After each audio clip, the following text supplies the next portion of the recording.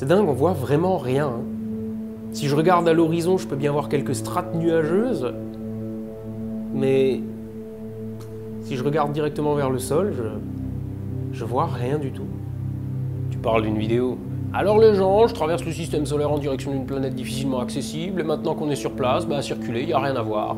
Fallait regarder la météo avant et venir un jour où il n'y a pas de nuages.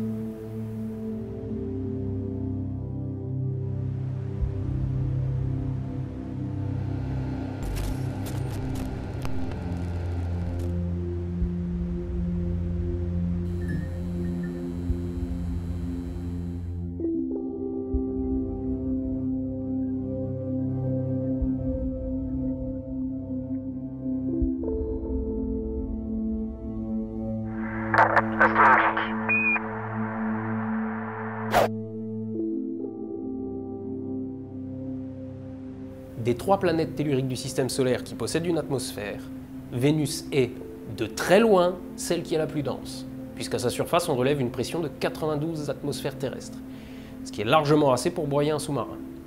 Et on va pas parler de la densité de l'atmosphère au sein des planètes gazeuses, parce que ça serait comme parler de l'humidité au sein de l'océan.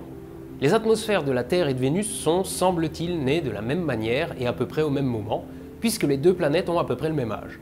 Au début de leur histoire, le magma qui les recouvrait a laissé échapper d'énormes quantités de gaz. Dégazage qui s'est poursuivi après la solidification de leur croûte grâce à l'activité volcanique. Pour ceux que ça intéresse, je vous rappelle que dans la série sur la vie extraterrestre, il y a tout un épisode consacré à l'apparition de la vie sur Terre où on aborde pas mal la question de l'atmosphère terrestre primitive. On y voit notamment comment les volcans terrestres ont relâché d'énormes quantités de CO2 dans l'atmosphère et permis de sortir la Terre de la glaciation huronienne qui durait depuis 300 millions d'années. Et au début de leur histoire, les 2 planètes étaient probablement assez similaires. On pense d'ailleurs aujourd'hui que Vénus a pu un temps être elle aussi recouverte d'océans d'eau liquide. Seulement, le destin de Vénus allait être radicalement différent à cause de la composition de son manteau, très riche en CO2. Dites-vous bien que les roches ne sont pas juste des éléments purs, elles renferment énormément de gaz, et même de l'eau. Et oui, il y a plein de gaz et d'eau dans le manteau terrestre. Vénus s'est refroidie plus lentement que la Terre. La température relativement basse au centre de la Terre, et j'insiste sur le relativement, fait que la partie la plus interne de son noyau de fer est solide. Et le gradient de température entre son noyau et sa croûte permet des échanges dans le manteau qui, additionné à sa rapide rotation, génèrent un fort champ magnétique par effet dynamo. Le noyau de Mercure est énorme par rapport à la taille de la planète, mais il s'est quasiment entièrement solidifié et la planète tourne trop lentement sur elle-même pour générer un champ conséquent. Idem pour Mars, sa petite taille a mené à la solidification de son noyau et à l'absence d'un vrai champ magnétique. Dans le cas de Vénus, on pourrait dès lors s'attendre à une situation similaire à celle de la Terre. Sauf que non. La planète se refroidit tellement lentement que son noyau est encore entièrement liquide. La différence de température entre son noyau et sa surface étant relativement faible, la convection en son sein n'est pas très forte. Et sa période de rotation est aussi tellement lente que vous pouvez vous asseoir sur l'effet dynamo. En effet, Vénus tourne tellement lentement sur elle-même qu'une année y dure plus longtemps qu'un jour. Notons aussi qu'elle est la seule, avec Uranus, à tourner dans le sens rétrograde, c'est-à-dire dans le sens inverse de son orbite. Et d'ailleurs dans le sens inverse de la rotation de toutes les autres planètes. Autrement dit, sur Vénus, le Soleil se lève à l'ouest. Mais bref, tout ça, ça fait beaucoup de digressions pour dire que le manteau de Vénus est encore très chaud, et la conséquence directe, c'est un volcanisme intense à sa surface. Sur Terre, on compte 1500 volcans actifs dans les derniers 10 000 ans, avec une moyenne de 20 volcans simultanément en éruption à tout moment. La Terre a connu des phases de volcanisme plus intenses que ça, avec notamment l'éruption de Trapp, des gigantesques régions volcaniques qui, par le passé, ont provoqué des modifications du climat et des extinctions massives. Mais Vénus, c'est un autre délire. Aujourd'hui, elle est plutôt calme, on a relevé la présence de coulées de lave par endroits, mais globalement, il ne s'y passe pas grand-chose en ce moment. Mais dans la mesure où 90% de sa surface est recouverte de lave solidifiée, on peut sans trop de risque émettre l'hypothèse que ça n'a pas toujours été le cas.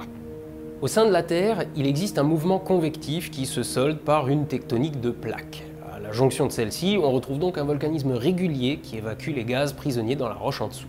Mais ce phénomène n'existe pas sur Vénus. Je l'ai dit, il n'y a pas de phénomène convectif. Le manteau ne bouge donc pas comme dans la Terre. Donc l'hypothèse aujourd'hui envisagée, c'est que tous ces gaz s'accumulent encore et encore, et quand la pression devient trop élevée, la planète entre dans une phase volcanique globale et éjecte tous ces gaz en même temps.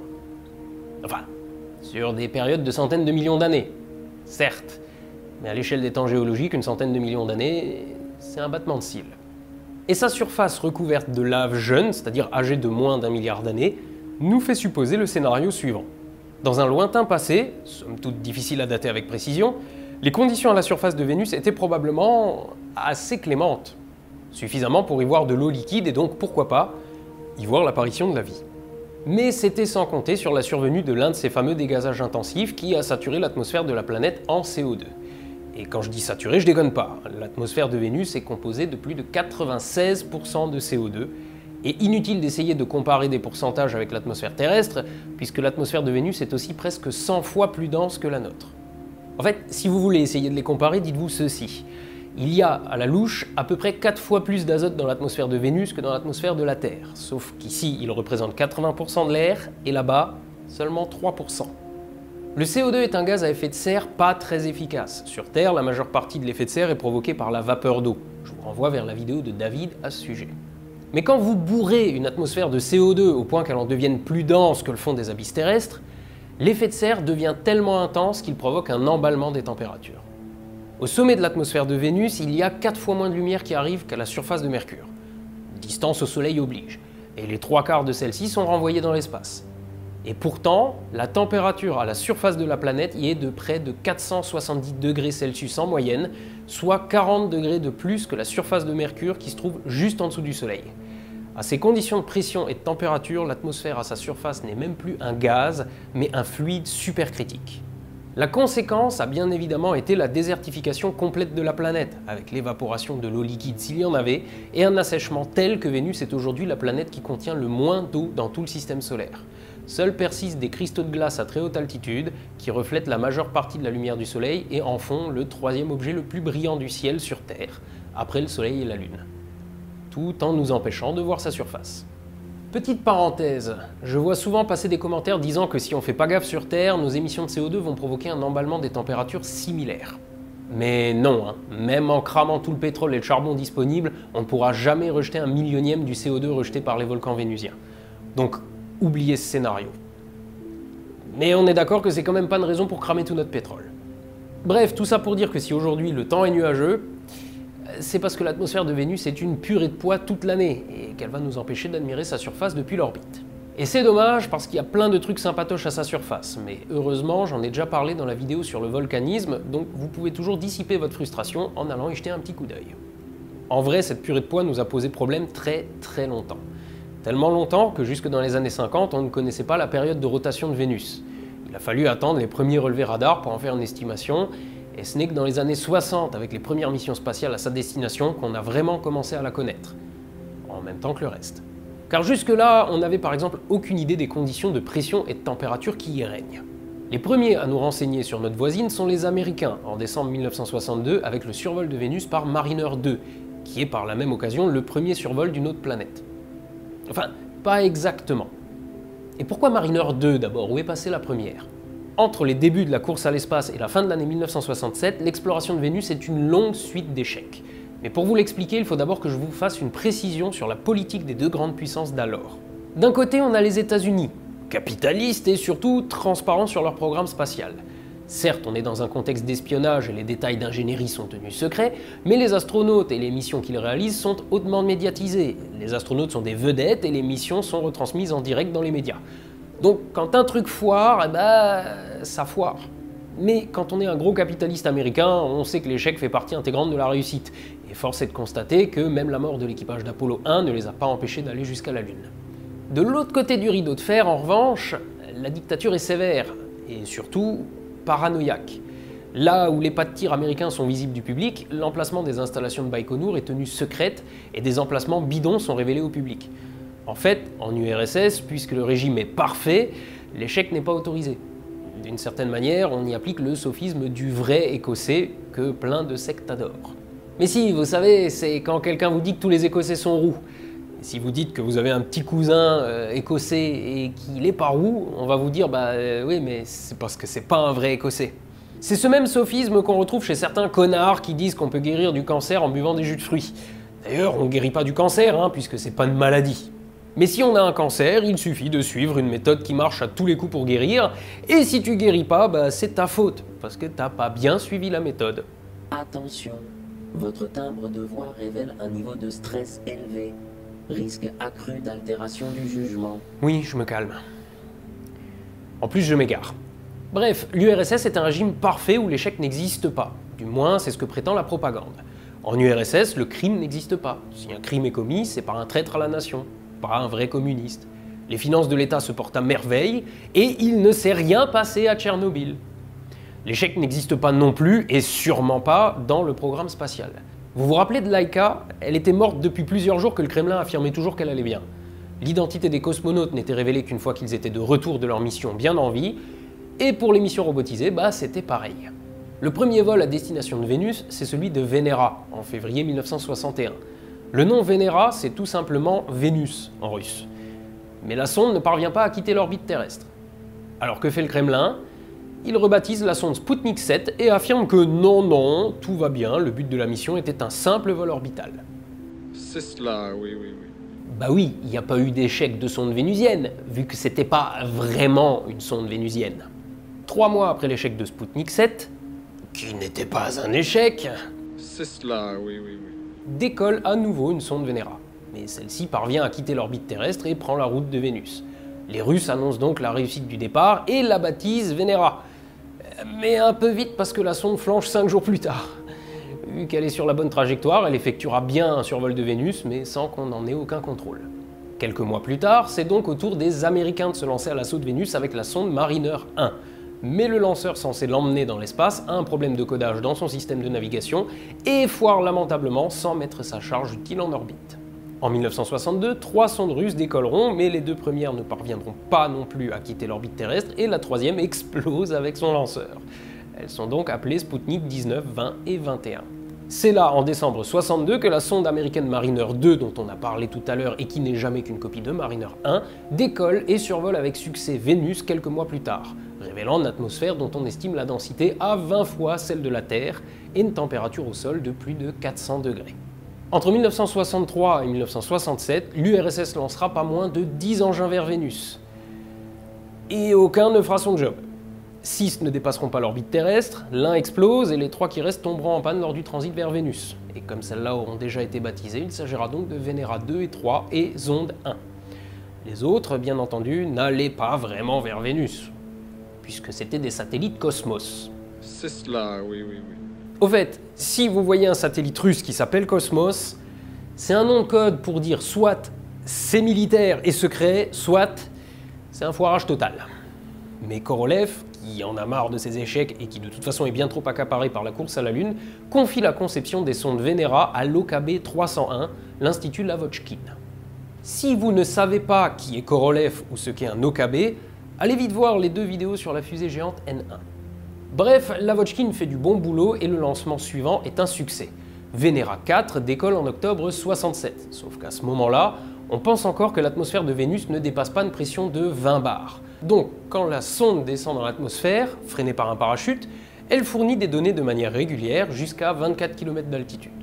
Là, elle transmet ses derniers relevés, 274 degrés et 22 bars. Puis elle implose sous la pression. Quelques jours avant le départ de Venera 4, c'est Mariner 5 qui avait décollé. Mariner 5, les Américains feraient-ils comme les Soviétiques? Où sont passés Mariner 3 et 4? Elles sont parties vers Mars, ma couille. Bref, Mariner 5 n'est pas destinée à atterrir sur Vénus, mais juste à la survoler. Mais elle est bien mieux équipée que Mariner 2, passe 7 fois moins loin et permet des mesures plus précises. Elle permet notamment de déterminer que la pression atmosphérique à sa surface n'est pas 20 fois, mais 100 fois supérieure à la pression terrestre. S'ensuivent Venera 5 et 6 en 1969. L'atterrisseur des 2 sondes est plus costaud que celui de Venera 4, mais les ingénieurs sont pressés par le temps et ne parviennent pas à en concevoir un de suffisamment solide avant la fenêtre de lancement. Donc, comme Venera 4, Venera 5 et 6 fonctionnent bien pendant la descente, jusqu'à leur implosion à la pression de 27 bars. Il faudra attendre la fenêtre de tir de 1970 et Venera 7 pour arriver pour la première fois à la surface d'une autre planète. Notons que juste avant, une autre sonde a foiré en ne parvenant pas à quitter l'orbite terrestre. Mais bon, c'est Cosmos 359, c'est pas une vraie sonde vénusienne. C'est cela. Non, non, non, stop, c'est bon, on a compris la blague. Quoi qu'il en soit, Venera 7 traverse l'atmosphère vénusienne et arrive à la surface, mais le parachute ne fait pas bien son boulot et la sonde arrive au sol à 60 km/h. Rebondit et se fout sur le côté. L'antenne se déplie mal et les signaux qu'elle envoie sont très faibles. Elle ne transmettra que la température, 475 degrés. Par reconstitution de sa trajectoire, les ingénieurs déduiront une pression d'environ 90 bars. Après un nouvel échec début 72, une sonde fera enfin son boulot. C'est Venera 8 qui mesure une vitesse des vents de 360 km/h en altitude, indiquant ainsi que l'atmosphère de Vénus fait le tour de la planète en 4 jours, alors que la planète, elle, met plus de 240 jours à faire la même chose. C'est ce qu'on appelle une atmosphère en superrotation. Une fois au sol, la sonde confirme une pression de 93 bars. Son spectromètre analyse le sol et fait dire qu'il est constitué de granit. La capsule fonctionne ainsi 1 heure avant de cesser d'émettre. 2 ans plus tard, en ayant enfin pris le temps de développer de plus gros engins, les soviétiques envoient Venera 9 et 10, des jumelles monstres de 5 tonnes, là où Venera 8 ne fait qu'un peu plus de 500 kg. Pour la première fois, une sonde vénusienne embarque des caméras. Perso, c'est le premier truc que j'y aurais mis, mais faut dire que la technologie russe dans le domaine des caméras numériques était pas ouf à l'époque. Sauf que des 2 caméras à bord, une seule renverra des images, l'autre n'ayant pas réussi à éjecter son capuchon de protection. Et vous allez voir que les capuchons de protection... comment dire... Venera 10 arrive dans la foulée et elle aussi aura un problème de capuchon de caméra. Les 2 sondes contredisent les relevés de Venera 8 parce que leur spectromètre indique tous les 2 qu'elles se trouvent sur des basaltes. De la lave, quoi. Plus rien n'est envoyé vers Vénus avant 1978 et 2 missions de la NASA, Pioneer Venus Orbiter, qui, comme son nom l'indique, est un orbiteur, et Pioneer Venus Multiprobe, qui, comme son nom l'indique, est une multisonde. Ça se dit pas trop en français.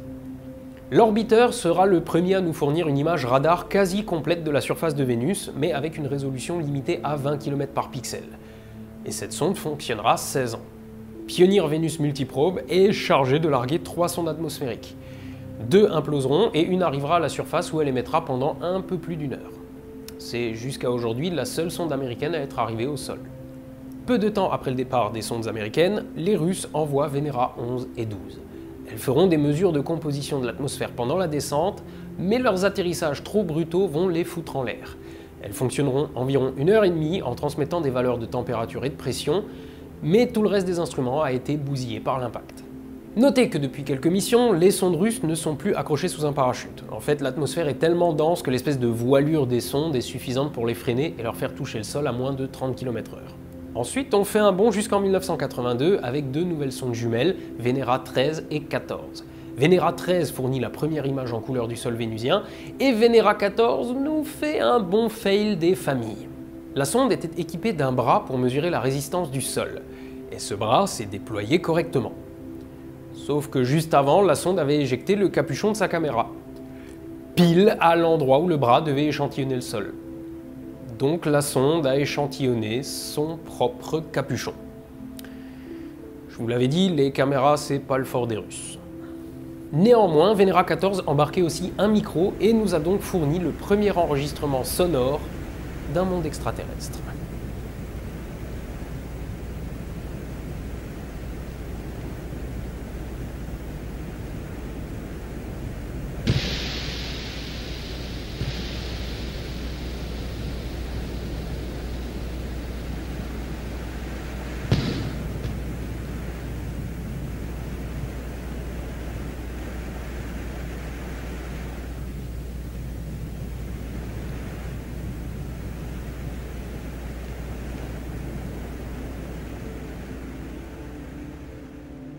À la suite de ces missions, il est considéré que les connaissances du sol vénusien étaient suffisantes.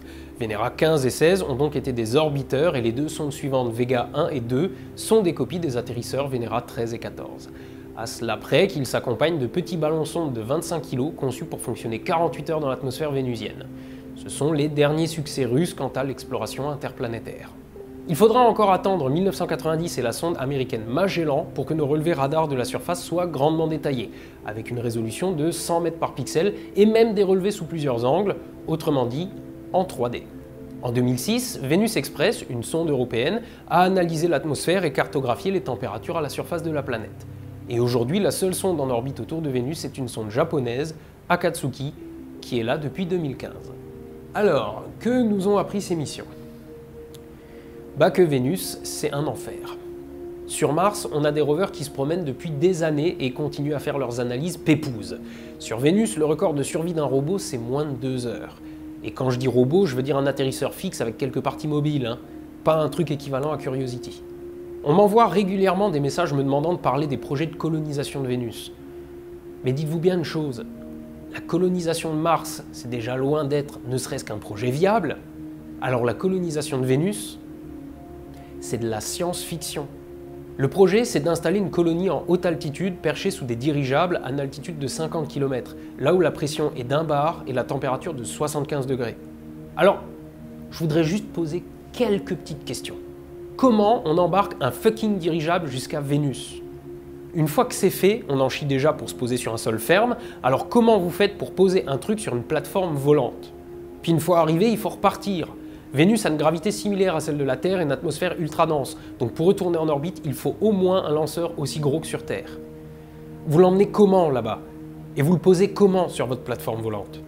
L'atmosphère de Vénus contient des acides hautement corrosifs au milieu de vents à 360 km/h. Comment vous faites pour que votre structure tienne la route? Et si elle ne tient pas la route, qu'est-ce qui se passe? On fait un plongeon vers les enfers de la surface? Et surtout, vu qu'il y a zéro ressource là-bas, à quoi ça sert? Même avec énormément de si, la colonisation de Vénus, c'est de la pure science-fiction. Même la cité des nuages de Star Wars paraît pas si déconnante à côté.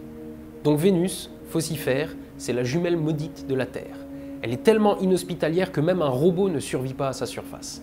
Et si un jour elle a abrité la vie dans un océan, sa surface recouverte de lave et son atmosphère impénétrable risquent de nous empêcher encore longtemps d'aller vérifier la présence de fossiles ou autres traces de vie. Imaginez, on galère déjà sur Terre à trouver des fossiles vieux de plusieurs milliards d'années, alors sous une couche de lave, par 470 degrés et 92 bars, va falloir se lever très tôt. Bon, heureusement, les jours sont plus longs que les années. Hermès, programme-moi une trajectoire de retour vers la Terre. On rentre à la maison. En attendant, n'oubliez pas de lever les yeux au ciel et d'être astronogeek. À la revoyure.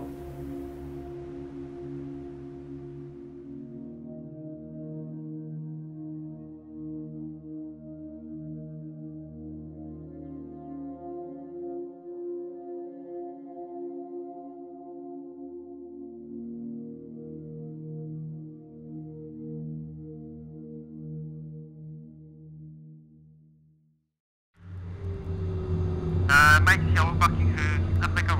Au revoir.